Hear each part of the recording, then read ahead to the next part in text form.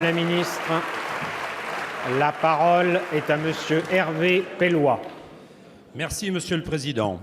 Ma question s'adresse à Monsieur Gérald Darmanin, ministre de l'Action et des Comptes publics. Monsieur le ministre, la fraude fiscale est devenue le symbole d'un mal profond qui ronge petit à petit notre société.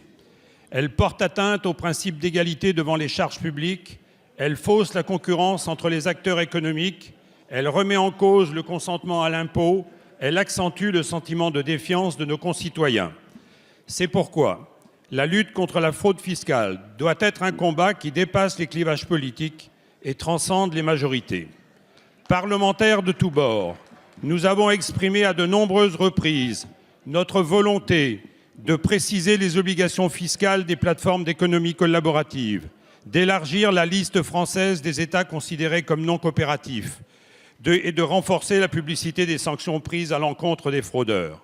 Je me réjouis donc que le gouvernement ait mesuré l'urgence de la situation en présentant la semaine dernière le projet de loi relatif à la lutte contre la fraude fiscale, douanière et sociale et en poursuivant les efforts entrepris par la France à l'échelle internationale et de l'Union européenne.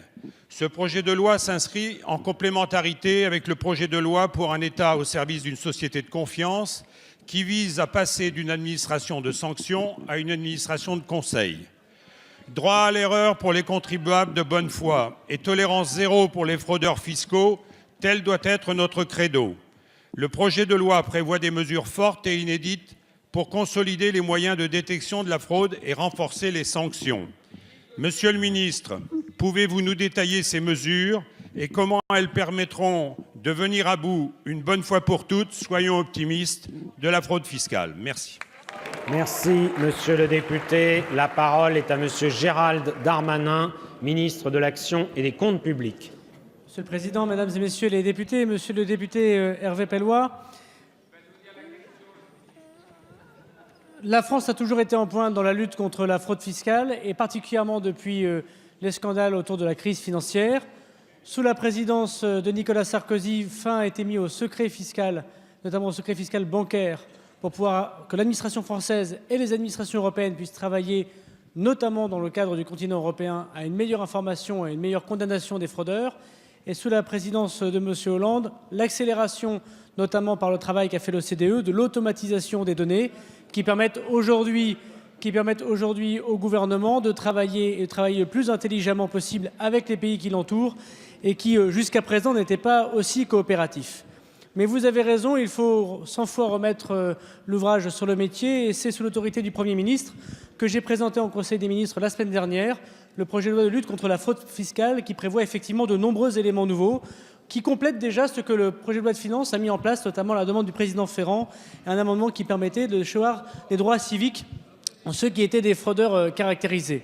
Création de la police fiscale complémentaire au travail du ministère de l'Intérieur. Capacité plus forte et notamment inédite pour ce qui concerne les montages fiscaux, de pouvoir les pénaliser. Publication des sanctions administratives et judiciaires. Mise en place, vous l'avez dit, de mesures plus fortes, celles qui touchent notamment les algorithmes, celles qui touchent les sciences et les données, pour que la DGFiP puisse travailler plus scientifiquement à l'arrêt de cette fraude caractérisée. Et puis, vous l'avez dit, c'est un travail qui n'a rien de naïf. Sur la liste des pays qui sont non coopératifs, la France enrichira, grâce au travail qu'a fait le ministre de l'Économie et des Finances, des listes de l'Union européenne et travaillera encore plus fortement devant votre Assemblée, et notamment la semaine prochaine devant la Commission des finances, à des mesures complémentaires que vous voudrez bien nous proposer. Merci, Monsieur le ministre.